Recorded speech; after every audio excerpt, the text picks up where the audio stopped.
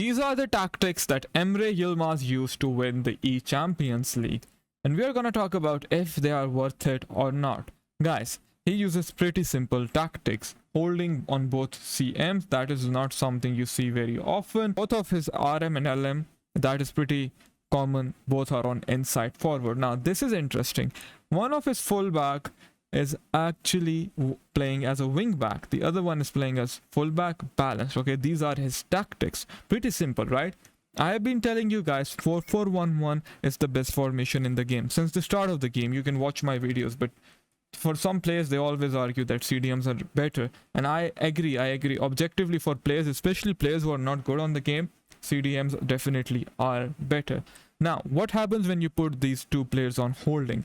When you use both of your CMs as holding, you are giving yourself more defensive stability in a formation like 4-4-1-1, which is otherwise more offensive, right, as compared to the 4-2-3-1 wide or the 4-2-1-3. Now with the 4-4-1-1, he's able to recycle and play a lot of triangles. Nowadays, the most overpowered way to score goals is via through balls or recycles. Incisive passes are overpowered. We know about that, right? These are the tactics I run on the 4-4-1-1. As you guys know, I have a lot of experience on this formation. I've been playing it since more than 1 year. Now, my striker is advanced forward. My cam is playmaker. I've shown you playmaker roaming instructions, right, where I put all three on playmaker roaming. That is good. But I feel like you need defensive stability and you need one player who's really tall in the middle of the park. Scott McTominay, he's really good at this role.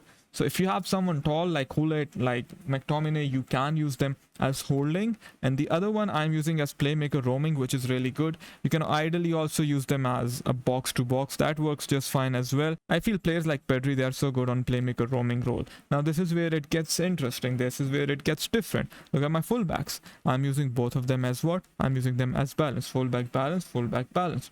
One of my wingers is inside forward, the other one is just simply winger, because when I put both of them on inside forward, it becomes too narrow for me. Balanced high, this is definitely what you want to use, especially if you're going to play a formation with CMs. Now when you are playing this formation, you need to keep in mind that there are many triangles, LB, LCM, LM, and you have a triangle in the middle of the park with CMs and the cam as well. So you need to use these triangles. If you're not going to use the triangles, you won't be really successful in this formation. The 4-2-3-1 wide is still a very viable formation. I feel if you are winning a game in 4-4-1-1, you should definitely for the last 15 minutes switch to a 4-2-3-1 wide or a 4-3-3 defensive variation.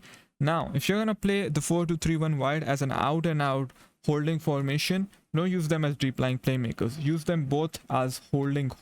Okay, that is better. That way they'll always lock in the defense, and then you can simply use your striker as target forward.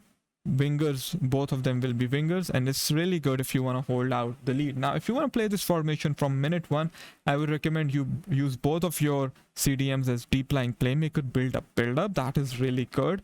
All right, and both of them inside forward, because you have CDMs, you need more players in the middle of the park. I use fullback balance defend. You can argue is better, but the way I play, I like overlapping runs. I don't want to use wing back, that way they are too pushed up.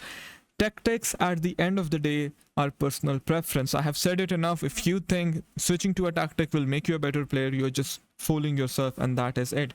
However, playing one tactic for a long time, that can actually help you improve and help you understand where your players are making runs. Now, how is this formation better than the 4-4-1-1? Should you play the 4-2-3-1 wide or the 4-4-1-1? I still believe the 4-2-3-1 wide is the most balanced formation in the game, but if you know how to play a 4-4-1-1, it is the best formation in the game. Now, if you're not good defensively, I would suggest trying the 4-2-3-1 wide first and then switching to the 4-4-1-1.